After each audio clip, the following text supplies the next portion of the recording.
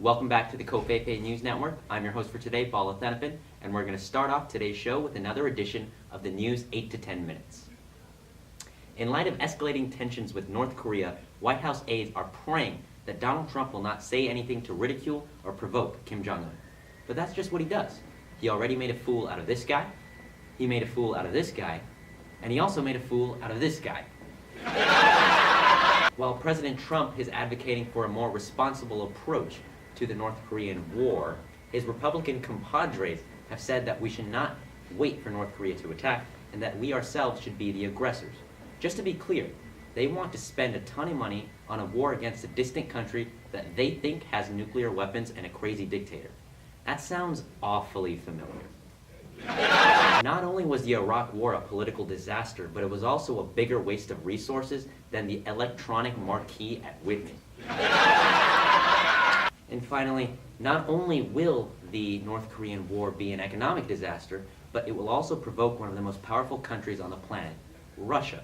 The only silver lining in this situation is that we already know Donald Trump can work with Russia. And that's it for the news opening monologue. Now let's throw it over to David Tung and Angel Gomez with the Republican Accomplishment of the Month. Back to you, Bala. Thank you, David. And now we've got a special interview with two very important people. In recent news, everyone has been accusing politicians of sexual harassment. Names include Roy Moore, John Conyers, and Al Franken. Today, we have an expert here to enlighten the public behind the truth of sexual harassment. Thank you for having me. I'm glad my identity is concealed. Sorry about this whole mess. It's been a long day. 3 bills have been passed. Thank you. Are you ashamed or do you feel guilty of being accused of sexual harassment? Sorry, it was an accident. I was reaching for a pencil, but I grabbed the wrong thing. Well, you've been accused by 15 different women. What do you have to say to that? Well, I was reaching for 15 different pencils. But still, what would you say to your wife about sexual harassment? Well, the funny thing is, that's actually how we met. Do you believe sexual offenders should step down from office? Well, it's not real.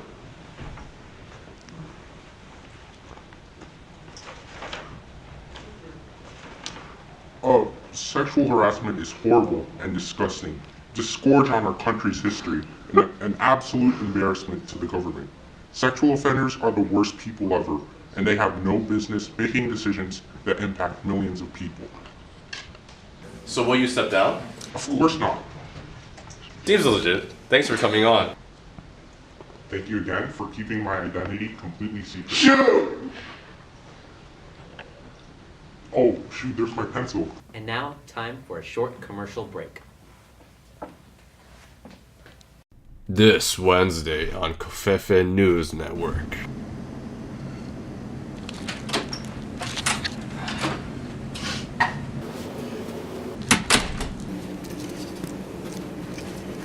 Do you even know why we're here? To win. Win. Win. We're gonna win so much, you're gonna get out of my office. Who will go?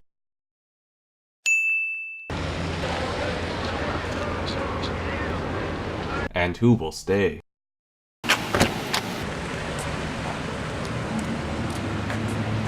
Please enjoy your stay, Mr. Scaramucci. I hope you enjoyed your stay, Mr. Scaramucci.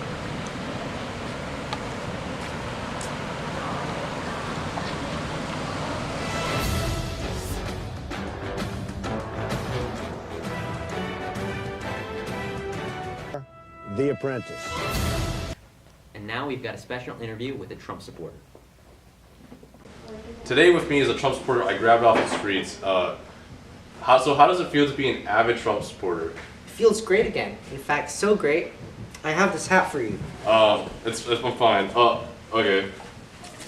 So why do you support Trump? Well, he supports Christians, he supports rural farmers, and he supports all Americans from the common millionaires to the common billionaires. So what do you think about the tax bill? It's great. Why do you think it's great? It allows me to contribute even more money to my government.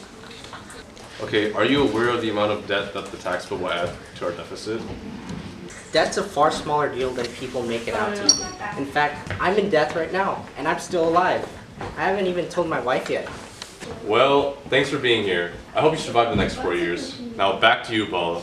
Now we've got a very special martial arts segment with David Tung. Is this good, buddy? Excellent. Hi everyone, welcome back to another martial arts segment. Today we're going to be talking about how to defend yourself against a violent racist. Let's say Angel over here decides to attack me because he doesn't like the color of my skin. Now, we're going to be talking about something called Trump Jitsu today, which is known in certain parts of the world as the art of the deal. Alright, so let's say he starts punching me. Now these are really softer, shorter shots at the beginning because he wants to start his larger shots with something simple and quick, right? So since they're so weak and soft, they're like Tic Tacs really. So we're gonna be evading these punches at first, but I won't be able to keep this up forever. So eventually I'm gonna have to build a wall and make the Mexican pay for it. Alright, so now while he's stunned, I have a very short window of opportunity to capitalize on this stunned state. So I'm gonna rush in and kick. And then whenever we kick, make sure we're kicking in the standing leg.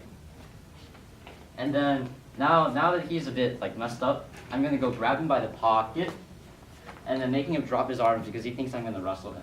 But then what I'm actually gonna do is I'm gonna come up, snap his head down, and set up a Darce choke.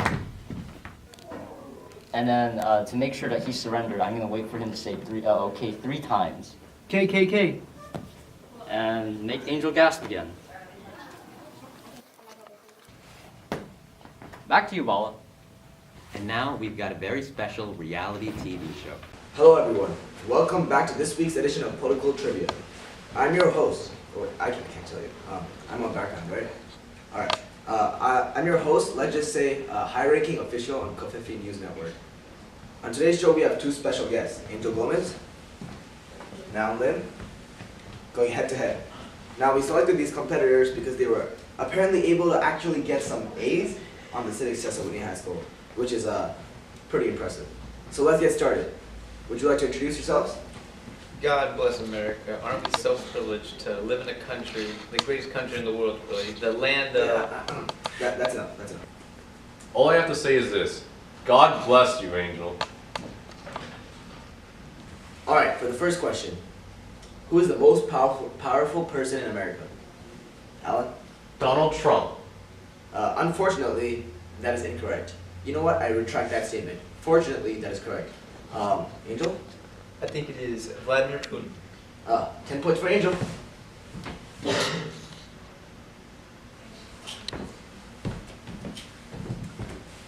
Alright, number 2.